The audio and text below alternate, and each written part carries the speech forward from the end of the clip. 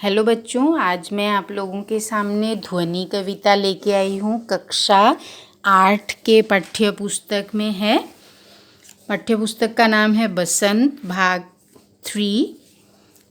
तो ध्वनि कविता के बारे में बताने से पहले मैं कुछ 1-2 वाक्य बता देना चाहती हूँ। मतलब कवि ने किस तरह से ध्वनि कविता के माध्यम से प्रकृति के जरिए कवि ने मनुष्य को आलस और निराशा को त्याग कर जीवन में आगे बढ़ने की सलाह दी है। ठीक है, मतलब जिस तरह से प्रकृति में जितनी भी असुविधाएं मुश्किलें आए फिर भी प्रकृति चलता ही रहता है। पेड़ पौधे उगते रहते हैं, फूल खिलते हैं, फिर मुरझा जाते हैं, उसके बाद फिर से खिलने लगते हैं।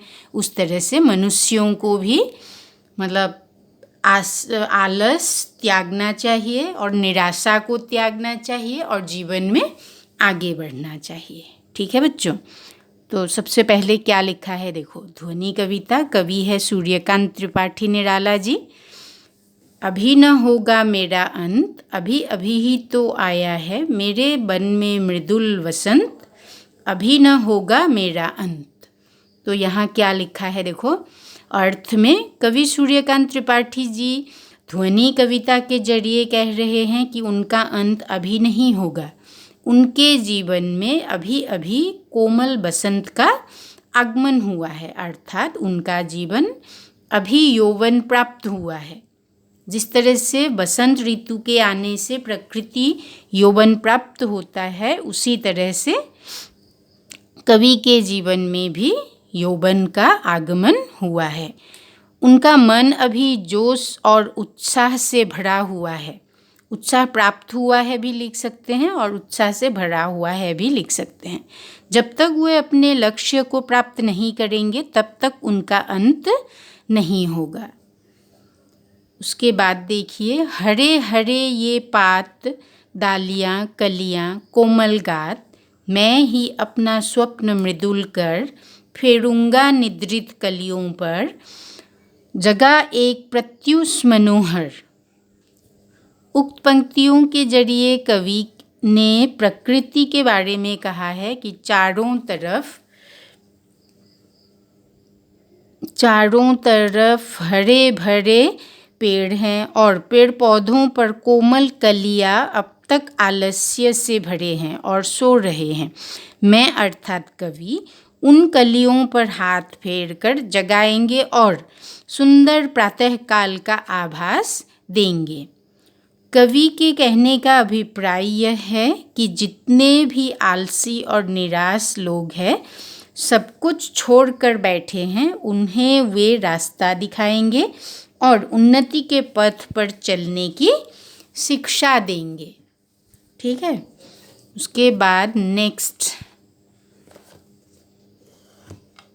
आता है, देखो।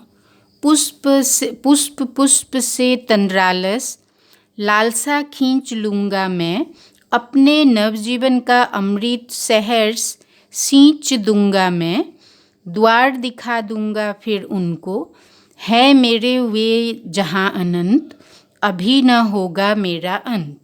तो इन पंक्तियों के जरिए कवि कहते हैं कि वे वसंत रूपी आशा बनकर फूल रूपी आलसी और निराश लोगों से निराशा और आलस्य निकाल लेंगे और उनके जीवन का उत्साह और आशा उन पर सींच देंगे, मतलब दे देंगे। वे उन्हें नए जीवन का द्वार दिखा देना चाहते हैं, जहाँ लोग कभी निराश नहीं होंगे, अर्थात सुख से जीवन व्यतीत कर पाएंगे। कवि के कहने का अभिप्राय यह है कि जब तक युवा पीढ़ी नए प्रजन्म परिश्रम करेंगे तब तक लोग निराश नहीं होंगे, मन में उत्साह रहेंगे और मानवता का कभी अंत नहीं होगा। ठीक है बच्चों, आप लोगों को अगर इस पोएम का अर्थ समझ में आ गया है और वीडियो अच्छा लगा है तो सब्सक्राइब कर दीजिए चैनल को और बेल आइकन को भी दबा दीजिए। ठीक है।